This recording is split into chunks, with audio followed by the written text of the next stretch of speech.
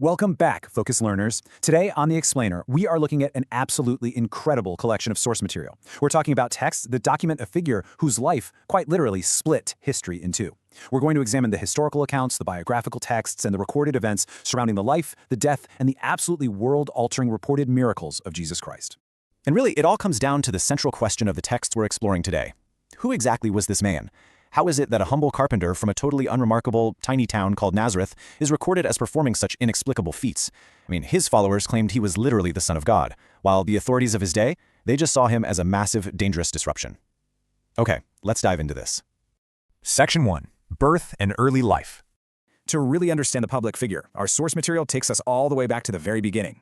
The biographical foundation here is brisk, but it's highly specific. It starts with a huge claim, a virgin birth in a Bethlehem manger, which the texts say fulfills ancient prophecies. Almost immediately after, there's a perilous flight to Egypt, just to escape King Herod's murderous decree. Fast forward a bit, and he's 12 years old, separated from his parents, only to be found in the Jerusalem temple, literally astonishing the most respected scholars with his understanding. Finally, as an adult, we see his baptism in the Jordan River, and this is immediately followed by a grueling 40-day fast in the Judean wilderness, where he supposedly faced and overcame direct, intense temptation. These foundational events really set the stage. They perfectly prepared him for the public ministry that was just about to kick off. Moving on to Section 2. The First Signs. So from those quiet, preparatory years, we transition right into his public life. And interestingly, it's triggered by a totally unexpected crisis. His very first public miracle takes place at a wedding in a small village called Cana. The crisis? The wine runs out. Now, we have to remember the cultural context here. This wasn't just, minor catering inconvenience. This was a severe, lasting social humiliation for the host. The texts actually note that his mother, Mary, turns to him, fully expecting him to intervene, and she simply tells the servants to do whatever he says. Notice the incredibly quiet, almost understated nature of his response here. He doesn't make a big spectacle out of it. He just tells the servants, fill the jars with water, now draw some out and take it to the master of the banquet. And they do. The master tastes it and is just stunned to find it's the finest wine of the entire evening. It's a quiet miracle for sure, but it signals a massive shift in his life. Which brings us to Section 3. Miracles of Healing. From that quiet wedding in Cana, the explainer now shifts focus to the streets and the synagogues, where his interventions became deeply personal and highly public. The texts record just an immense breadth and variety of healings. And we're not talking about minor ailments here. The accounts claim he cleansed severe, outcast-inducing leprosy with just a single touch. He reversed lifelong paralysis, he broke deadly fevers, cured chronic illnesses, cast out demonic possessions, and completely restored sight to the blind.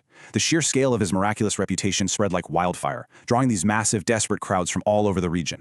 To really wrap your head around the desperate faith of these people, the sources provide this incredibly vivid anecdote. Imagine this. Jesus is teaching in a house that is so packed with people, no one else can even squeeze through the door. 4 men carry their paralyzed friend to the house, and when they see the massive crowd, they don't just give up. They actually climb up and dig a hole right through the roof.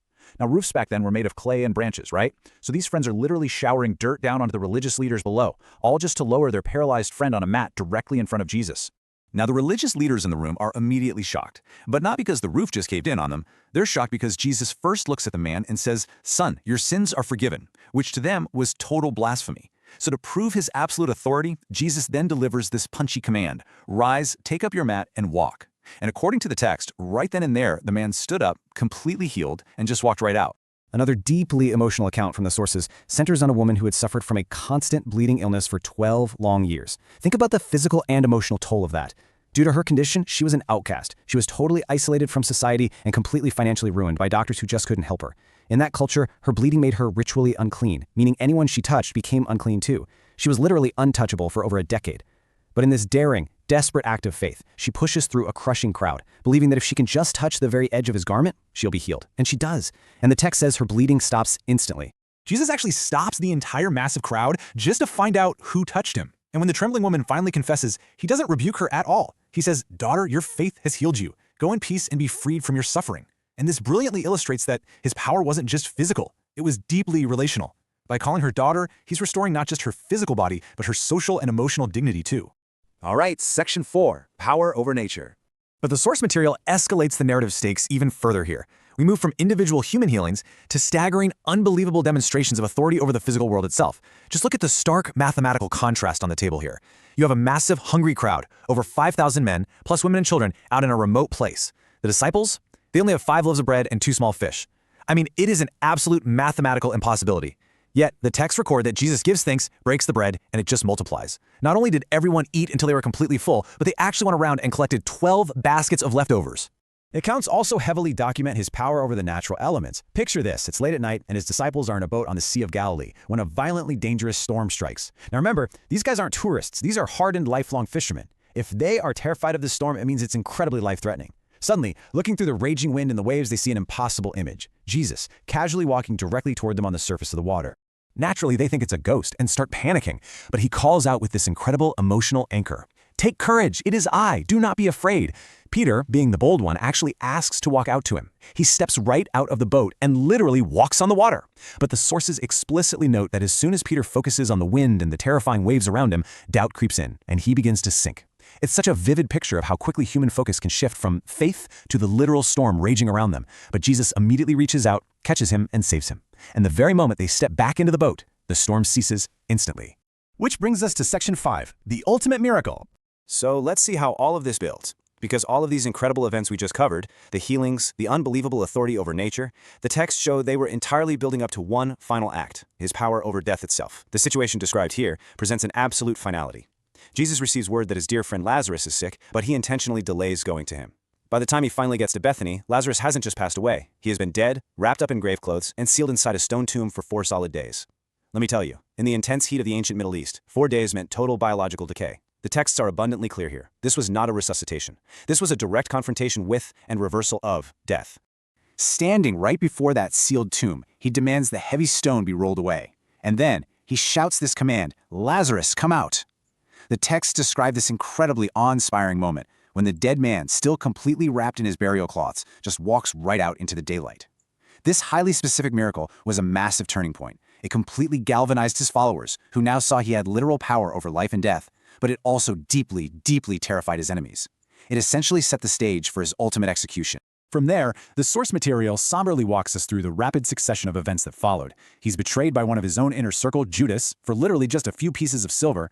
He is subjected to mock nighttime trials, condemned by the religious leaders, and ultimately handed over to the Roman governor, Pilate. He's then brutally beaten and crucified at Golgotha. And remember, this was a Roman method of execution specifically designed to inflict maximum human suffering. Finally, his lifeless body is taken down, placed inside a freshly carved solid stone tomb, sealed shut, and heavily guarded by elite Roman soldiers. But let's pause on his final words on the cross for a second. The accounts record him saying, "It is finished." Now, while the world, the Roman authorities, and even his closest, most devoted friends thought this was the definitive tragic end of the story, the source texts make a truly monumental claim. They claim that his death wasn't an accident, it wasn't a failure, it was the deliberate culmination of a divine plan to pay the absolute debt for human sin. And honestly, the story doesn't end in the dirt. 3 days later, the pacing of history just explodes. Women, including Mary Magdalene, arrive at the tomb right at dawn. The heavily armed Roman guards, completely gone. That massive, heavy stone rolled entirely away. They look inside, and the tomb is completely empty. According to the texts, death simply could not hold him. The texts then record that he subsequently appeared to many of his followers, who were at this point hiding behind locked doors in absolute fear. To Thomas, a disciple who famously stated there was zero chance he'd believe unless he physically touched the crucifixion wounds himself, Jesus literally appears. He offers his scarred hands as proof and says, "Stop doubting and believe." This undeniable physical proof completely transformed a group of terrified, scattered followers into a bold, unstoppable movement that would, quite literally, change the course of human history. And that, my friends, brings us to the end of our journey through this remarkable source material. The texts present these accounts not merely as ancient history or nice poetry, but as a direct challenge to the reader. It leaves every single one of us with a highly provocative question. So, what will you do with this truth? I really want to thank you for learning with us today on this explainer, and I highly invite you to go and explore these ancient, world-changing texts further for yourself. See you next time!